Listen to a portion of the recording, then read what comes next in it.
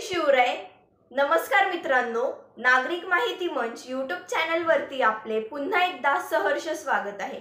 मित्रांनो, आज आपण सेंट्रल सेक्टर स्कॉलरशिप बद्दल संपूर्ण माहिती जाणून घेणार आहोत. चला तर मग जास्त वेळ न घेता व्हिडिओला सुरुवात करूया. मित्रांनो, सर्वात आधी आपण या योजनेबद्दल माहिती घेऊया. सेंट्रल सेक्टर स्कॉलरशिप योजना ही भारत सरकारच्या शिक्षण मंत्रालयाने सुरू केलेली एक महत्त्वपूर्ण शैक्षणिक मदत योजना आहे. या योजनेचा मुख्य उद्देश म्हणजे उच्च गुण मिळवणाऱ्या पण आर्थिक अडचणीमुळे पुढचं शिक्षण घेण्यात अडथळे येणाऱ्या विद्यार्थ्यांना आर्थिक आधार देणे. अनेकदा विद्यार्थी 12वीपर्यंत चांगलं शिक्षण घेतात, पण कॉलेज फी, पुस्तकांचा खर्च, हॉस्टेलचे शुल्क या गोष्टींमुळे उच्च शिक्षण परवडत नाही. अशा विद्यार्थ्यांनी आपलं स्वप्न सोडू नये म्हणून सरकारने ही शिष्यवृत्ती उपलब्ध करून दिली आहे. म्हणजेच ही योजना फक्त पैशांची मदत नाही तर विद्यार्थ्यांना पुढे शिकण्याचं प्रोत्साहन देतं. देशातील जवळपास प्रत्येक राज्य बोर्ड, CBSE आणि ICSEमधून 12वी उत्तीर्ण झालेल्या विद्यार्थ्यांना या शिष्यवृत्तीचा लाभ घेता येतो. फक्त 80% जास्त गुण मिळालेले विद्यार्थी यात पात्र ठरतात. म्हणजेच ही शिष्यवृत्ती केवळ हुशार विद्यार्थ्यांसाठी आहे, ज्यांनी आपल्या कष्टाने चांगले गुण मिळवले आहेत. याशिवाय या योजनेत वार्षिक उत्पन्नाची अट ठेवण्यात आली आहे. घराचे एकूण उत्पन्न 8 लाख रुपयांपेक्षा कमी असले पाहिजे. त्यामुळे खरी गरज असणाऱ्यांना हा फायदा मिळतो आणि सरकारी मदत योग्य ठिकाणी पोहोचवते.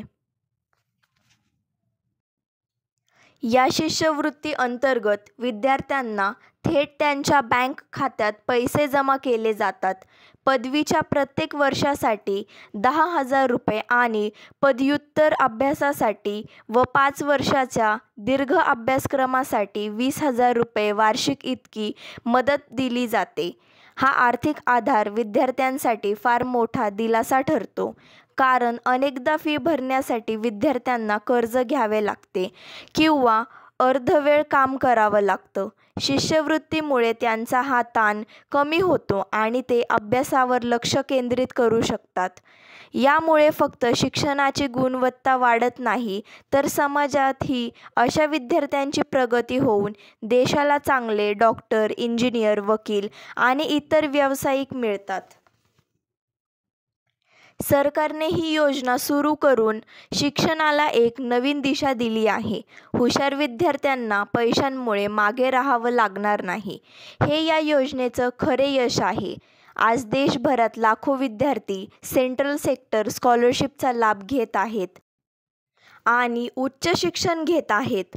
योजनेमुळे गरीब आणि ग्रामीण भागातील मुलांनाही मोठ्या संधी मिळत आहेत. भविष्यात त्यांना चांगल्या नोकऱ्या, चांगली करिअर मिळेल आणि ते समाजाच्या प्रगतीस हातभार लावतील. म्हणजेच ही योजना केवळ विद्यार्थ्यांची नाही, तर संपूर्ण राष्ट्राच्या प्रगतीसाठी एक महत्त्वाचं पाऊल आहे. मित्रांनो, व्हिडिओ शेवटपर्यंत पहा. जर तुम्ही या चॅनलवरती नवे असाल तर चॅनलला सबस्क्राईब करा आणि बेल आयकॉन दाबायला विसरू नका. मित्रांनो, आपण ही योजना काय आहे यावर सविस्तर माहिती घेतलेली आहे. आता आपण या योजनेची पात्रता पाहूया. सेंट्रल सेक्टर स्कॉलरशिप योजना मिळवण्यासाठी विद्यार्थ्याने आपली 12वी परीक्षा उत्तीर्ण केलेली असावी. ही परीक्षा CBSE, ICSE किंवा कुठल्याही स्टेट बोर्ड अंतर्गत घेतलेली असली तरी चालते. मात्र फक्त उत्तीर्ण होणे पुरेसं नाही, तर विद्यार्थ्याने आपल्या बोर्डात टॉप 20% मेरिटमध्ये स्थान मिळवलेलं असावं. साध्या भाषेत सांगायचं झालं तर जवळपास 80% किंवा त्याहून जास्त गुण मिळवणारे विद्यार्थ्यांनाच या शिष्यवृत्तीसाठी पात्र ठरतात. याचा उद्देश असा की खरंच मेहनत करून चांगले गुण मिळवणाऱ्या विद्यार्थ्यांना प्रोत्साहन द्यावं आणि त्यांच्या पुढच्या शिक्षणाला आर्थिक मदत करावी. या योजनेत विद्यार्थ्याने रेग्युलर कोर्समध्ये ॲडमिशन घेतलेलं असणं गरजेचं आहे. म्हणजे जर विद्यार्थी पदवी, अंडर ग्रॅज्युएट, पदव्युत्तर म्हणजेच पोस्ट ग्रॅज्युएट किंवा 5 वर्षाचा प्रोफेशनल कोर्स जसे की इंजिनिअरिंग, मेडिकल किंवा लॉ इत्यादी करत असेल तर तो पात्र ठरतो. मात्र जर विद्यार्थी डिस्टन्स लर्निंग किंवा करस्पॉन्डन्सद्वारे शिक्षण घेत असेल तर त्याला या शिष्यवृत्तीचा लाभ मिळणार नाही. कारण सरकारचा उद्देश आहे की पूर्ण वेळ शिक्षण घेणाऱ्या विद्यार्थ्यांना थेट सहाय्य करावं, जेणेकरून ते आपलं लक्ष फक्त शिक्षणावर केंद्रित करू शकतील. यामध्ये आणखी एक महत्त्वाची अट म्हणजे घरच्यांचं वार्षिक उत्पन्न 8 लाख रुपयांपेक्षा कमी असावं. म्हणजे त्यांना खरंच आर्थिक मदतीची गरज आहे अशा विद्यार्थ्यांपर्यंतच ही योजना पोहोचेल. उत्पन्न प्रमाणपत्र तहसीलदार किंवा शासनमान्य अधिकारी यांनी दिलेलं असावं. त्याचबरोबर अर्ज फक्त ते विद्यार्थी करू शकतात जे भारतीय नागरिक आहेत आणि ज्यांनी UGC, AICTE, मेडिकल काउन्सिल यांनी मान्य केलेल्या कॉलेज किंवा विद्यापीठात ॲडमिशन घेतलं आहे. एक महत्त्वाची गोष्ट म्हणजे विद्यार्थ्याने ही शिष्यवृत्ती पहिल्या वर्षी ॲडमिशन घेतल्यावर अर्ज करावी लागते. जर तो दुसऱ्या किंवा तिसऱ्या वर्षी अर्ज करायला गेला तर तो पात्र ठरणार नाही. या योजनेमध्ये सरकारने आरक्षणाचाही विचार केलेला आहे. एकूण शिष्यवृत्तीपैकी 15% जागा SC विद्यार्थ्यांसाठी, 7.5% जागा ST विद्यार्थ्यांसाठी, 27% जागा OBC विद्यार्थ्यांसाठी राखीव आहेत. याशिवाय 5% शिष्यवृत्ती दिव्यांग विद्यार्थ्यांसाठी ठेवण्यात आलेल्या आहेत. त्यामुळे समाजातील सर्व घटकांपर्यंत शिक्षणाची संधी पोहोचावी हा उद्देश साधला जातो. यामुळे केवळ सर्वसामान्य हुशार विद्यार्थीच नाही तर मागासवर्गीय, आर्थिकदृष्ट्या दुर्बल आणि दिव्यांग विद्यार्थीही आपल्या शिक्षणासाठी आर्थिक आधार मिळवू शकतात. मित्रांनो, आता आपण पाहूया किती आर्थिक मदत दिली जाते.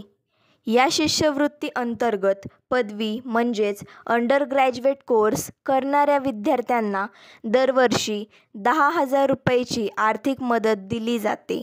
ही मदत थेट विद्यार्थ्यांच्या बँक खात्यात डायरेक्ट बेनिफिट ट्रान्सफर म्हणजेच DBT पद्धतीने जमा केली जाते. म्हणजेच यात कोणत्याही प्रकारचा मध्यस्थ नसतो आणि पैशांचा अपहार होण्याची शक्यता राहत नाही. ही रक्कम विद्यार्थ्यांसाठी खूप मोठा दिलासा ठरते. कारण कॉलेज फी, पुस्तके, स्टेशनरी, प्रवास खर्च अशा अनेक गोष्टींवर याचा जरी रकमेने फार मोठी वाटत नसेल तरी अनेक विद्यार्थ्यांसाठी ती जीवन बदलणारी ठरते. कारण गरीब घरातील विद्यार्थी अनेकदा फी भरण्यासाठी कर्ज घेतात किंवा अर्धवेळ नोकरी करतात. यामुळे अभ्यासावर लक्ष देणं अवघड होतं. पण शिष्यवृत्तींमुळे हा ताण कमी होतो. दरवर्षी 10 किंवा 20,000 रुपये थेट खात्यात जमा होणं म्हणजे विद्यार्थ्यांना त्यांच्या अभ्यासासाठी आवश्यक किमान खर्च भागवता येतो. यामुळे त्यांचा आत्मविश्वास वाढतो, पालकांवरील ओझं कमी होतं आणि विद्यार्थ्यांना पुढे जाऊन करिअर घडवण्यासाठी खरी प्रेरणा मिळते. आता आपण या योजनेचा अर्ज कसा करायचा ते पाहणार आहोत. सर्वप्रथम विद्यार्थ्यांनी या शिष्यवृत्तीचा अर्ज नॅशनल स्कॉलरशिप पोर्टल NSP वर करायचा असतो. यासाठी scholarship.government.in या अधिकृत वेबसाईटवर जाऊन न्यू रजिस्ट्रेशन हा पर्याय निवडायचा असतो. मित्रांनो, याची लिंक मी डिस्क्रिप्शनमध्ये सुद्धा दिलेली आहे. तुम्ही तिथे जाऊन देखील पाहू शकता. येथे विद्यार्थ्यांना आपलं नाव, आधार क्रमांक, mobile number, email ID, bank account detail आणि शिक्षणाशी संबंधित मूलभूत माहिती भरावी लागते. नोंदणी पूर्ण झाल्यावर विद्यार्थ्यांना एक ॲप्लिकेशन ID आणि पासवर्ड मिळतो. ही माहिती सुरक्षित ठेवणं खूप महत्त्वाचं आहे, कारण याच IDद्वारे पुढचा अर्ज भरला जातो. नोंदणी पूर्ण झाल्यावर विद्यार्थ्यांनी आपला ॲप्लिकेशन ID आणि पासवर्डने लॉग इन करायला लागतं.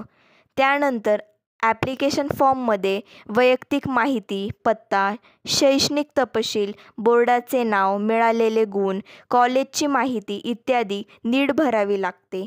यावेळी माहिती 100% बरोबर असणे आवश्यक आहे, कारण चुकीची माहिती भरल्यास अर्ज नाकारला जाऊ शकतो. अर्ज भरताना विद्यार्थ्यांनी आपलं बँक अकाउंट आधार कार्डशी लिंक आहे याची खात्री करून घ्यावी, कारण शिष्यवृत्ती थेट त्या खात्यात जमा केली जाते. अर्ज भरल्यानंतर पुढचं पाऊल म्हणजे आवश्यक कागदपत्रे अपलोड करणे. यात प्रामुख्याने 12वीचं मार्कशीट, कॉलेजचा प्रवेश दाखला म्हणजेच ॲडमिशन प्रूफ, उत्पन्न प्रमाणपत्र, जात प्रमाणपत्र, आधार कार्ड, बँक पासबुकची प्रत आणि पासपोर्ट साईज फोटो अपलोड करावे लागतात. हे सर्व दस्तऐवज स्कॅन करून PDF किंवा JPEG फाईल स्वरूपात अपलोड करणे आवश्यक आहे. अनेक वेळा विद्यार्थ्यांचा अर्ज फक्त चुकीच्या कागदपत्रांमुळे नाकारला जातो. यामुळे सर्व प्रमाणपत्रे अधिकृत असावीत हे पाहणे गरजेचे आहे. सर्व माहिती भरून कागदपत्रे अपलोड केल्यानंतर विद्यार्थ्यांनी अर्ज एकदा नीट तपासून घ्यावा. अर्ज सबमिट केल्यानंतर तो इन्स्टिट्यूट लेवल व्हेरिफिकेशन आणि त्यानंतर स्टेट नोडल ऑफिसर व्हेरिफिकेशन या 2 पायऱ्यांमधून जातो. कॉलेज किंवा विद्यापीठ पातळीवर अर्जाची पडताळणी झाल्यानंतर तो राज्यस्तरावर पाठवला जातो आणि अंतिम मंजुरी मिळाल्यावर विद्यार्थ्यांच्या खात्यात शिष्यवृत्तींची रक्कम जमा केली जाते. सर्व सबमिट केल्यानंतर विद्यार्थ्यांनी आपल्या ॲप्लिकेशन स्टेटस वेळोवेळी तपासत राहणं खूप महत्त्वाचं आहे. यामुळे कुठलीही चूक किंवा प्रलंबित गोष्ट वेळेवर सुधारता येते आणि शिष्यवृत्ती मिळवण्यात अडथळा येत नाही. आता आपण लागणारे आवश्यक कागदपत्रे पाहणार आहोत. या शिष्यवृत्तींचा अर्ज करताना सर्वात महत्त्वाचे कागदपत्र म्हणजे शैक्षणिक पुरावे. विद्यार्थी 12वीमध्ये मिळालेले गुण योजनेच्या पात्रतेसाठी महत्त्वाचे असल्याने 12वीचे मूळ मार्कशीट किंवा बोर्डाकडून दिलेलं प्रमाणपत्र अपलोड करणं आवश्यक आहे.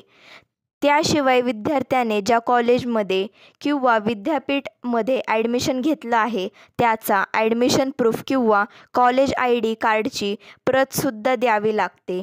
या कागदपत्रांमुळे विद्यार्थ्यांचा शिक्षणातील दर्जा आणि सध्या तो कोणत्या अभ्यासक्रमात शिकतोय अधिकृतरित्या सिद्ध होतं. विद्यार्थ्यांची ओळख निश्चित करण्यासाठी आधार कार्ड हे सर्वात आवश्यक कागदपत्र आहे. आधार कार्डद्वारे विद्यार्थ्याचं नाव, जन्मतारीख, लिंग तसेच पत्ता पडताळला जातो. याशिवाय पत्त्याचा पुरावा म्हणून राशन कार्ड, मतदार ओळखपत्र, ड्रायव्हिंग लायसन्स किंवा पॅन कार्ड यांचा वापर करता येतो. हे कागदपत्रे अपलोड केल्यामुळे अर्जात दिलेली वैयक्तिक माहिती खरी आहे की नाही हे सरकार पडताळू शकतं. ही शिष्यवृत्ती प्रामुख्याने आर्थिकदृष्ट्या दुर्बल घटकांसाठी असल्यामुळे उत्पन्न प्रमाणपत्र खूप महत्त्वाचं आहे. हे प्रमाणपत्र तहसीलदार किंवा शासनमान्य अधिकारी यांनी दिलेलं असावं. यात घरचं वार्षिक उत्पन्न 8 लाख रुपयांपेक्षा कमी असल्याचं स्पष्ट नमूद असावं. त्याशिवाय जर विद्यार्थी SC, ST, OBC किंवा EWS प्रवर्गातील असेल तर त्याला आपलं जात प्रमाणपत्र किंवा EWS सर्टिफिकेट अपलोड करणं आवश्यक आहे. या कागदपत्रांमुळे आरक्षणाच्या तरतुदीनुसार योग्य विद्यार्थ्यांपर्यंत शिष्यवृत्ती पोहोचते. शिष्यवृत्तींची रक्कम थेट बँकेच्या खात्यात जमा केली जाते, म्हणून बँक पासबुकची पहिली पानाची प्रत अपलोड करणं बंधनकारक आहे. यात विद्यार्थ्याचं नाव, IFSC कोड आणि खाते क्रमांक स्पष्ट दिसायला हवा. याशिवाय पासपोर्ट साईज फोटोसुद्धा अर्जात आवश्यक आहे. काही वेळा पालकांचं ओळखपत्र मागवलं जातं, जेणेकरून विद्यार्थ्यांची पार्श्वभूमी नीट पडताळता येते. या सगळ्या कागदपत्रांची इलेक्ट्रॉनिक प्रत स्कॅन करून PDF किंवा JPEG फाईल स्वरूपात अपलोड करणं आवश्यक आहे. सर्व कागदपत्र व्यवस्थित आणि अधिकृतरित्या सिद्ध होतं. विद्यार्थ्यांची ओळख निश्चित करण्यासाठी आधार कार्ड हे सर्वात आवश्यक कागदपत्र आहे. आधार कार्डद्वारे विद्यार्थ्याचं नाव, जन्मतारीख, लिंग तसेच पत्ता पडताळला जातो. याशिवाय पत्त्याचा पुरावा म्हणून राशन कार्ड, मतदार ओळखपत्र, ड्रायव्हिंग लायसन्स किंवा पॅन कार्ड यांचा वापर करता येतो. हे कागदपत्रे अपलोड केल्यामुळे अर्जात दिलेली वैयक्तिक माहिती खरी आहे की नाही हे सरकार पडताळू शकतं. ही शिष्यवृत्ती प्रामुख्याने आर्थिकदृष्ट्या दुर्बल घटकांसाठी असल्यामुळे उत्पन्न प्रमाणपत्र खूप महत्त्वाचं आहे. हे प्रमाणपत्र तहसीलदार किंवा शासनमान्य अधिकारी यांनी दिलेलं असावं.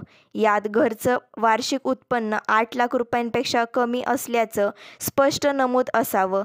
त्याशिवाय जर विद्यार्थी SC, ST, OBC किंवा EWS प्रवर्गातील असेल तर त्याला आपलं जात प्रमाणपत्र किंवा EWS सर्टिफिकेट अपलोड करणं आवश्यक आहे. या कागदपत्रांमुळे आरक्षणाच्या तरतुदीनुसार योग्य विद्यार्थ्यांपर्यंत शिष्यवृत्ती पोहोचते. शिष्यवृत्तींची रक्कम थेट बँकेच्या खात्यात जमा केली जाते, म्हणून बँक पासबुकची पहिली पानाची प्रत अपलोड करणं बंधनकारक आहे. यात विद्यार्थ्याचं नाव, IFSC कोड आणि खाते क्रमांक स्पष्ट दिसायला हवा.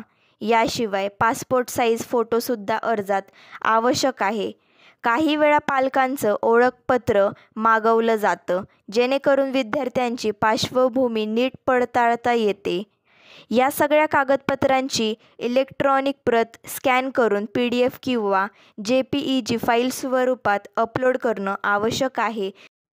मित्रांनो, आता आपण पाहूया अर्ज करताना कोणत्या चुका होतात व तुम्हाला कोणत्या चुका टाळायच्या आहेत. यामुळे तुमचा अर्ज रिजेक्ट होऊ शकतो. सर्वात जास्त होणारी चूक म्हणजे अर्ज फॉर्म भरताना विद्यार्थ्यांनी चुकीची माहिती लिहिणं. काही वेळा गुणांची नोंद चुकीची केली जाते, तर कधी कॉलेजचं नाव अपूर्ण लिहिलं जातं. काही विद्यार्थी मोबाईल नंबर किंवा ईमेल ID बरोबर टाकत नाही, ज्यामुळं पुढचं कम्युनिकेशन होणं कठीण जातं. अशा चुका दिसायला साध्या वाटल्या तरी पडताळणीदरम्यान अर्ज नाकारला जाऊ शकतो. म्हणून अर्ज सबमिट करण्यापूर्वी प्रत्येक तपशील नीट तपासून घ्यावा.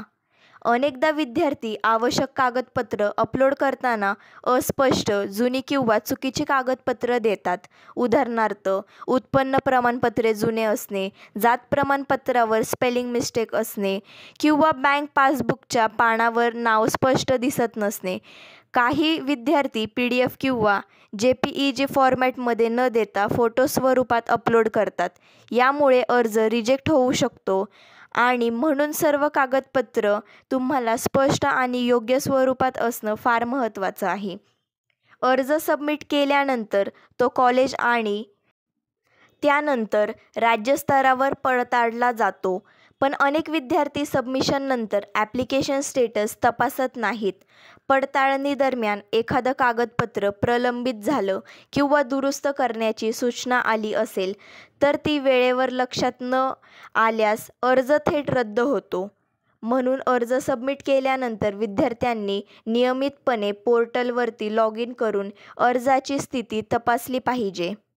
सर्वात मोठी आणि गंभीर चूक म्हणजे अर्ज करण्यासाठी शेवटच्या तारखेची वाट पाहणे. बरेच विद्यार्थी उशिरा अर्ज भरायला सुरुवात करतात आणि मग कधी वेबसाईट स्लो असते, कधी कागदपत्र तयार नसतात. शेवटी अर्ज अपूर्ण राहतो किंवा सबमिटच होत नाही. म्हणून अर्ज प्रक्रिया सुरू होताच लवकरात लवकर फॉर्म भरावा आणि सर्व कागदपत्र आधीपासून तयार ठेवणे. वेळेत अर्ज केल्यास ताण कमी होतो आणि चुका होण्याची शक्यता जवळपास 0 होते. मित्रांनो, लक्षात ठेवा, या योजनेची अर्ज करायची शेवटची तारीख आहे 31 ऑक्टोबर.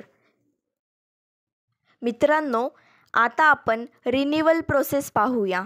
सेंट्रल सेक्टर स्कॉलरशिप ही योजना फक्त पहिल्या वर्षापुरती मर्यादित नाही. विद्यार्थी पदवीनंतर किंवा पदव्युत्तर शिक्षण घेत असताना प्रत्येक वर्षी त्यालाही शिष्यवृत्ती मिळत राहावी यासाठी रिन्युअल प्रोसेस पूर्ण करणं आवश्यक असतं, कारण सरकारला खात्री करायची असते की विद्यार्थी अजूनही नियमित अभ्यास करत आहे, योग्य पात्रता टिकवून आहे आणि योजनेच्या नियमांनुसार शिकतो आहे. जर रिन्यूअल अर्ज केला नाही तर पुढच्या वर्षीची शिष्यवृत्ती आपोआप बंद होते. रिन्यूअलसाठी विद्यार्थ्यांनी आपला वार्षिक निकाल उत्तीर्ण केलेला असावा. बहुतांश वेळा किमान 50% गुण मिळणे बंधनकारक असतं. तसेच विद्यार्थ्याने रेग्युलर कोर्सेस चालू ठेवलेला असावा. जर एखाद्या कारणाने विद्यार्थी नापास झाला, कॉलेज बदललं किंवा कोर्स सोडला तर त्याची शिष्यवृत्ती रिन्यूअल होणार नाही. म्हणजेच शिष्यवृत्ती मिळत राहण्यासाठी अभ्यासात सातत्य आणि प्रगती असणं आवश्यक आहे. मित्रांनो, रिन्यूअल अर्ज करण्याची पद्धत जवळजवळ नवीन अर्जासारखीच आहे. विद्यार्थी नॅशनल स्कॉलरशिप पोर्टलवर जाऊन आपला ॲप्लिकेशन ID आणि पासवर्ड वापरून लॉग इन करावं लागतं. तिथे रिन्यूअल फॉर्म उपलब्ध असतो. यात विद्यार्थ्याने आपलं नवीन शैक्षणिक निकाल, चालू असलेल्या कोर्सचं तपशील, कॉलेजची माहिती आणि काही वेळा अटेंडन्स संबंधित माहिती भरावी लागते. यासोबत काही कागदपत्र जसे की मार्कशीट, कॉलेजचं सर्टिफिकेट, बँक तपशील पुन्हा अपलोड करावे लागतात.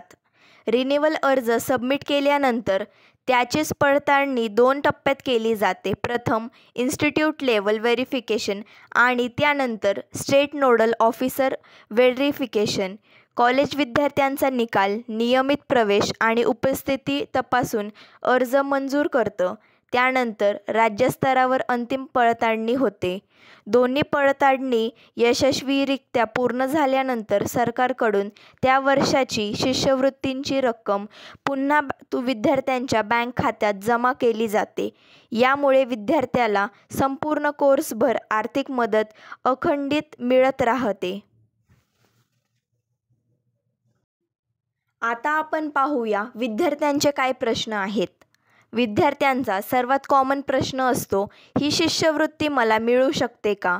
याचं उत्तर आहे 12वीमध्ये किमान 80% गुण मिळवलेले, वार्षिक उत्पन्न 8 लाखांपेक्षा कमी असलेल्या आणि रेग्युलर कोर्स करणाऱ्या विद्यार्थी या योजनेसाठी पात्र आहेत. मग तो CBSE, ICSE किंवा स्टेट बोर्डमधला विद्यार्थी असो, फरक पडत नाही. फक्त तो टॉप 20% मेरिटमध्ये यायला हवा. मिळणारी रक्कम किती आहे?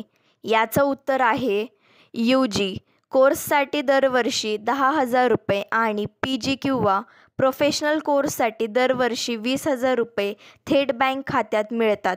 प्रोफेशनल कोर्स 5 वर्षाचा असेल तर एकूण 1 लाख रुपये मिळू शकतात. ही रक्कम लहान वाटली तरी विद्यार्थ्यांसाठी खूप मोठा दिलासा ठरतो. अजून एक सामान्य प्रश्न म्हणजे अर्ज करताना कोणती कागदपत्र द्यावी लागतात? त्यासाठी विद्यार्थ्यांना 12वीचे मार्कशीट, कॉलेज प्रवेश प्रमाणपत्र, उत्पन्न प्रमाणपत्र, जात प्रमाणपत्र, आधार कार्ड, बँक पासबुक आणि पासपोर्ट साईज फोटो द्यावा लागतो. ही सर्व कागदपत्र स्पष्ट आणि अधिकृत असणं गरजेचं आहे. विद्यार्थ्यांना अजून एक शंका नेहमी पडते, पहिल्या वर्षी शिष्यवृत्ती मिळाली, पण पुढे काय? यासाठी रिन्यूअल प्रोसेस आहे. प्रत्येक वर्षी विद्यार्थी उत्तीर्ण व्हायला हवा आणि किमान 50% गुण मिळवले पाहिजेत. त्यानंतर तो नॅशनल स्कॉलरशिप पोर्टलवरती जाऊन रिन्यूअलसाठी अर्ज करू शकतो. मित्रांनो, आता आपण याचा निष्कर्ष पाहूया. सेंट्रल सेक्टर स्कॉलरशिप ही योजना तुमच्यासाठी एक मोठी संधी आहे. अनेकदा आर्थिक अडचणीमुळे शिक्षण अर्धवट राहतं किंवा पुढे जाणं कठीण होतं, पण ही शिष्यवृत्ती त्या अडथळ्यांना तोडून टाकते आणि तुमच्या शिक्षणाला नवा आधार देते. जर तुम्ही पात्र असाल तर अजिबात वेळ घालवू नका. अर्ज करा आणि या योजनेचा नक्की फायदा घ्या. अर्ज करताना वेळेत तयारी करा, सर्व कागदपत्र नीट तयार ठेवा आणि फॉर्म भरताना प्रत्येक तपशील काळजीपूर्वक तपासा.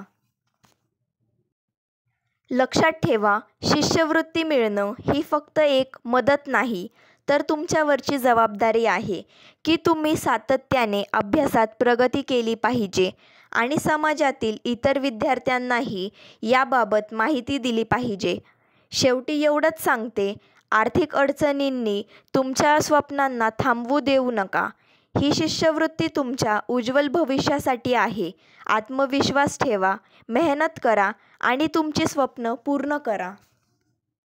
मित्रांनो, हा होता आजचा व्हिडिओ. तुम्हाला व्हिडिओ कसा वाटला कमेंटमध्ये नक्की सांगा. तुमच्या जर अजून काही शंका असतील ते देखील तुम्ही कमेंटमध्ये विचारू शकता. चला तर मग भेटूया पुढच्या व्हिडिओमध्ये. जय शिवराय. धन्यवाद.